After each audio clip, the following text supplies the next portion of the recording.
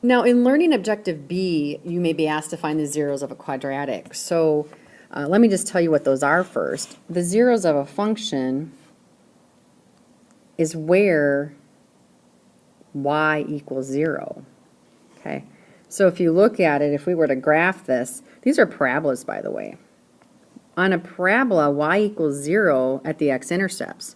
Let's just say maybe this is the ordered pair 2, 0, and negative 2, 0. Notice the y values here are 0. They're also called the x-intercepts. So if you see something like this problem down here, and they say, okay, here's a graph of a parabola, find the zeros of this. All they want you to do, if they ask you to find the zeros, is to set y equal to 0 and factor and solve. So we're going to come in here, set y equal to 0. I'm going to change that to 0. I'm just going to rewrite it so it looks like this. And now they want you to solve it. So let's see if we can factor it. This factors quite nicely. X squared goes x and x. I need factors of negative 8 that are going to go here and here. I'm going for the middle term of a positive 2. Let's see, how about 4 times negative 2? That gives me a negative 8 when I multiply. Plus 4 minus 2. If I check it, that's 4x. Negative 2x adds to 2x. We got it. Now we factored, but we must solve. So wrap it up, take the factors, set them equal to 0. Here I'm going to get x equals negative 4, x equals 2. Here's what's handy about this, by the way, folks. This, again, is a quadratic equation. They make parabolas when you graph it. We just found the zeros of the function, or the x-intercepts. So what we just found, by the way, is that this graph is going to cross at 2 and negative 4. It's probably going to look something like that without us even having to graph it yet. So it's kind of clever. Let's wrap up with this one. Find the zeros of this function. So again, we're going to come in. I'm just going to set y equal to 0 and solve.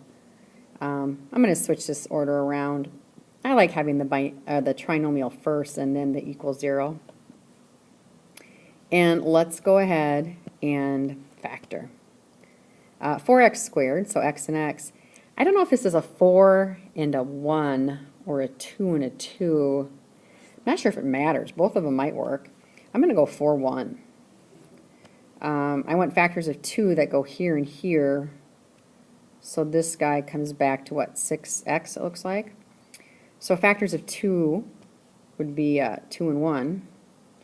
So here we go. Plus 2, plus 1. Check it out. 2x and 4x is 6x. Looks good. Take each factor, set it equal to 0, and solve. I'm going to subtract 2,